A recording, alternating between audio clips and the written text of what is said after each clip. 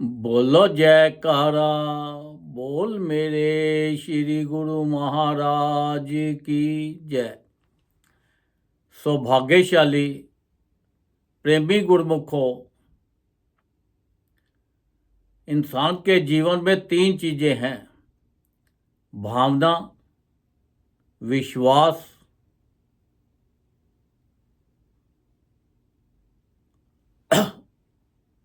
और नियम।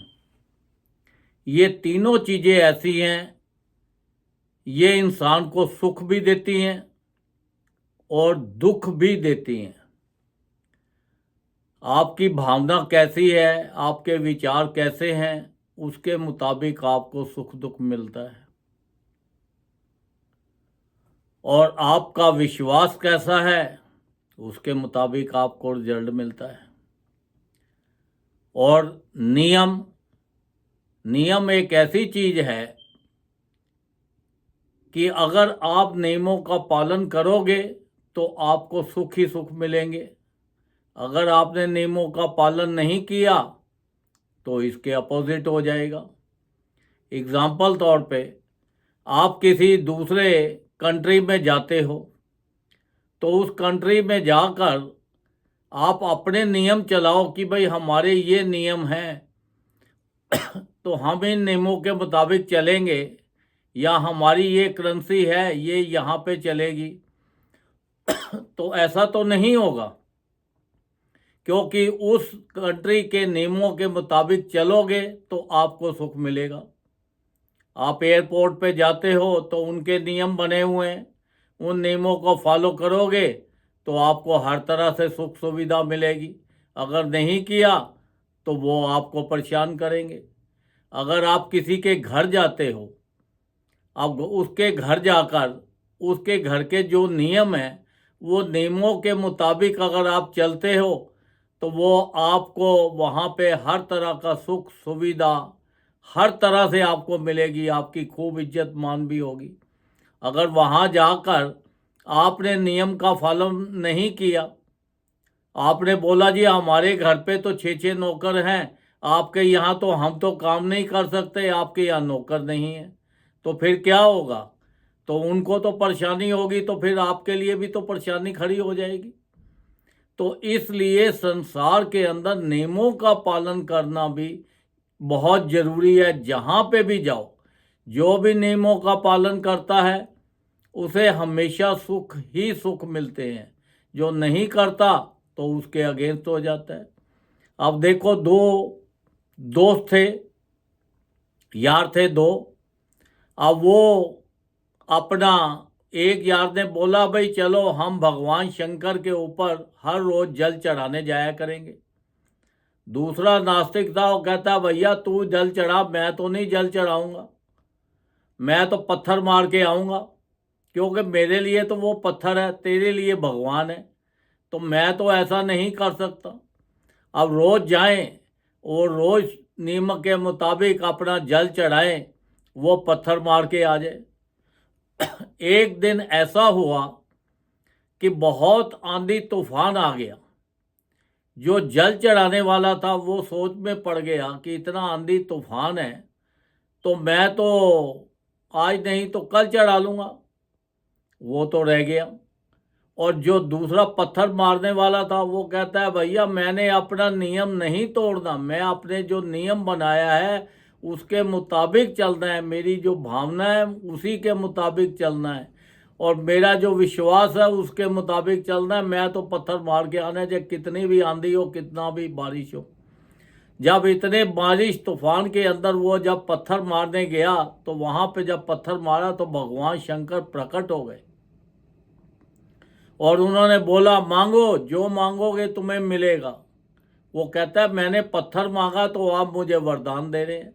वो कहते हैं कि भगवान के लिए कोई पत्थर या फूल या कोई चीज़ सब एक समान है, पर तुम्हारा जो विश्वास था, तुम्हारा जो नियम था, तुम्हारी जो भावना थी वो एक ऐसी थी कि आप हर वक्त यही सोचते रहते थे कब दिन निकलेगा, कब मैं वहाँ पे जाऊँगा और कब मैं पत्थर मार के आऊँगा, क्योंकि हर वक्त आप मेरे अंदर ही लीन रहते थे। तो देखो ये जो नियम होते हैं कितना काम करते हैं। अब नियमों का उसने पालन किया तो भगवान को पा लिया। अब वो उसे जो दूसरा था उसने नियम नहीं किया तो वो रह गया। तो ये तो संसार है। देखो हमारे संत महापुरुषों ने भी हमारे लिए 5 नियम बनाए हैं। श्री आरती, पूजा, सत्संग, सेवा, सिमरन और ध्यान। जो श्रद्धा सहित करे निश्चय हो कल्याण। उसके अंदर भी उन्होंने एक श्रद्धा का वर्ड डाला है, विश्वास का। ये जो 5 नियम बनाए हैं, जो नियमों का 5 नियमों का पालन करता है वो तो अपना मौज मस्ती मारता है, सुख भोगता है, संसार का हर तरह से ऐश्वर्य आराम मिलता है। जो नहीं करता तो वो तो फिर ऐसे ही रह जाएगा। तो ये तो संसार का एक असूल है। कहीं पे कैसा भी हो, जो संसार के नियम है उस नियमों का हमें पालन करना है। तो देखो संत महापुरुषों के अगर हम हुक्म में चलते हैं, उनके नियमों का पालन करते हैं, तो हमारा लोक भी सुखी हो जाता है और परलोक भी सुखी हो जाएगा। क्योंकि जो हमें उन्होंने नाम दिया हुआ है, नाम एक ऐसी चीज़ है ये हमारी हर वक्त रक्षा करती है। वो कहते हैं इसका नियम पालन करो, उठते बैठते चलते फिरते हर वक्त जो है नाम जपो। जितना नाम जपते जाओगे, जितना अभ्यास करते जाओगे, उतने ही संसार के सुख आपके पास आते चले जाएंगे। सारी रिद्धियां सिद्धियां आपके कदमों में अपने आप आ जाएंगी। आपको किसी चीज़ की ज़रूरत नहीं रहेगी। ये जो संसार के जितने सुख हैं सब आपके पास होंगे। और जब आप संसार में देखो, जाना तो सभी ने है, तो जब जाएंगे तो संसार के भी बाद भी हमें उस सचखंड के सारे सुख हमारे पास होंगे। तो देखो इतनी अपार कृपा संत महापुरुषों ने की है। वो बार बार फरमाते हैं कि देखो जो समय निकल गया सो निकल गया, अब जो बाकी समय है इसके अंदर ज़्यादा से ज़्यादा भजन करो, नाम जपो, ताकि आपको खुशियाँ मिले, आपका जीवन अच्छा हो जाए। क्योंकि नहीं अगर किया तो हम फिर 84 लाख योनि में फंस जाएंगे। जब 84 लाख योनि में तो सिवाय दुखों के दुख ही मिलते हैं। उसके अंदर तो कई युग बीत जाते हैं दुख भोगते भोगते ही। वो जो दुख मिलते हैं वो दुखों से हम छुटकारा पाने के लिए कितने कर्म करते हैं हम। तो इसलिए संत महापुरुषों ने हमारे ऊपर कृपा करके हमें जो नाम दिया है वो कहते हैं ये नाम का भजन करो, नाम जपो। जितना ज़्यादा नाम जपोगे उतना ही आपको आनंद आएगा और ये 84 लाख योनि से बच जाओगे। संसार के दुखों से भी बच जाओगे, 84 लाख की योनि के दुखों से भी बच जाओगे। अगर देखो हमें थोड़ी सी चोट लग जाए तो कितना दुख होता है। अगर कोई मानसिक दुख आ जाए तो हम कितना परेशान होते हैं, रात को नींद नहीं आती। कोई और दुख आ जाए तो कितना होता है।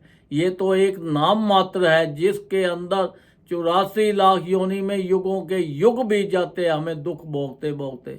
हम त्राही माम त्राही माम त्राही माम करते हुए उस परमात्मा से अरदास करते हैं हमें मनुष्य दे दे ताकि हम भजन कर सके। ये एक मनुष्य देह ये एक ऐसी है जिसके अंदर आप आकर भजन कर सकते हो।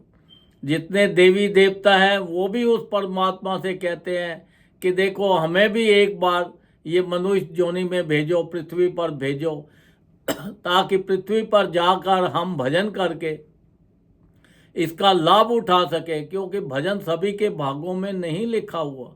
ये बड़े विरले लोग होते हैं जिनके ऊपर परमात्मा की बड़ी अपार कृपा होती है, उन्हीं के भजन चीज मिलती है। फिर संत महापुरुषों की शरण चरण और उनके दर्शन। संत महापुरुष तो साक्षात परमात्मा ही हैं। वो परमात्मा एक अपना इंसान का रूप बनाकर, संतों का रूप बनाकर ये संसार में आते हैं। वो इसलिए आते हैं ताकि हम उनसे बातचीत कर सके। क्योंकि परमात्मा तो एक निराकार रूप है, वो घट घट वासी है, वो सर्वव्यापी है। वो निराकार रूप भी है और साकार रूप भी है। साकार रूप में आकर वो हमें दर्शन देते हैं, हमारे से बातचीत करते हैं, हमें आशीर्वाद देते हैं। तो हमें तो उनका पूरा पूरा लाभ लेना चाहिए।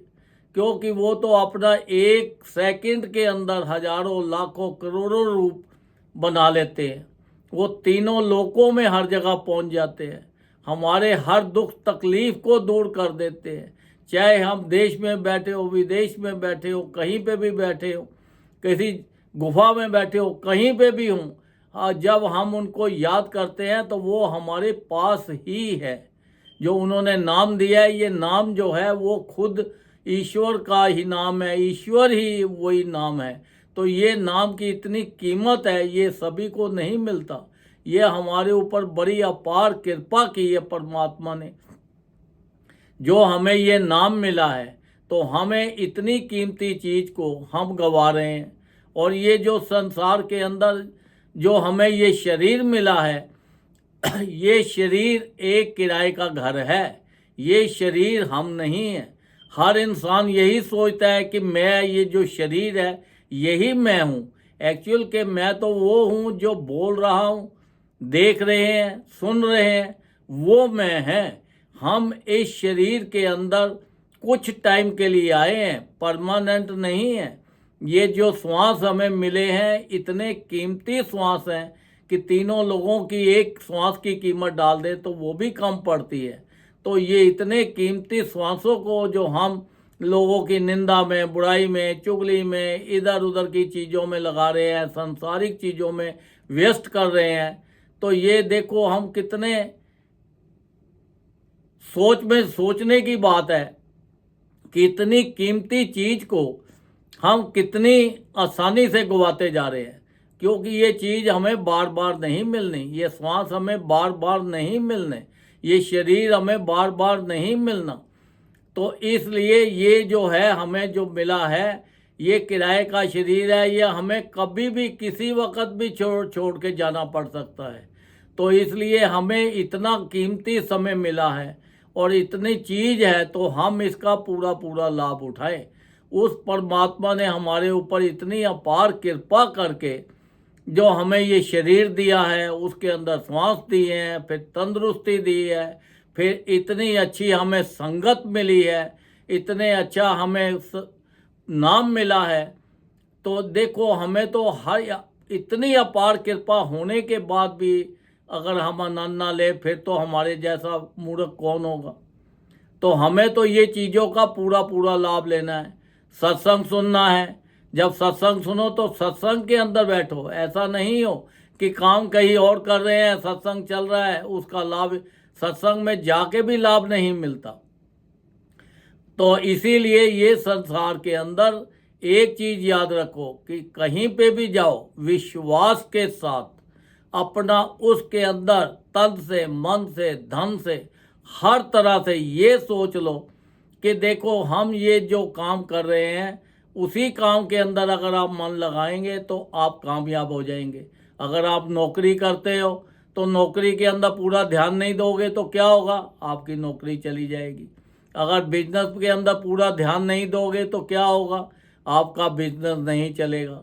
तो इसलिए ये जो हमें नाम मिला है, ये जो भजन मिला है, इसके अंदर भी हमें पूरा, जब भजन में बैठे, पूरा ध्यान लगाएं और अपना ध्यान लगा के पूरा ये सोच के बैठे कि देखो ये शरीर हमें बार बार नहीं मिलना और ये समय बार बार नहीं मिलना, बड़ी मुश्किल से मिला है और इसका हमें पूरा पूरा लाभ उठाना है।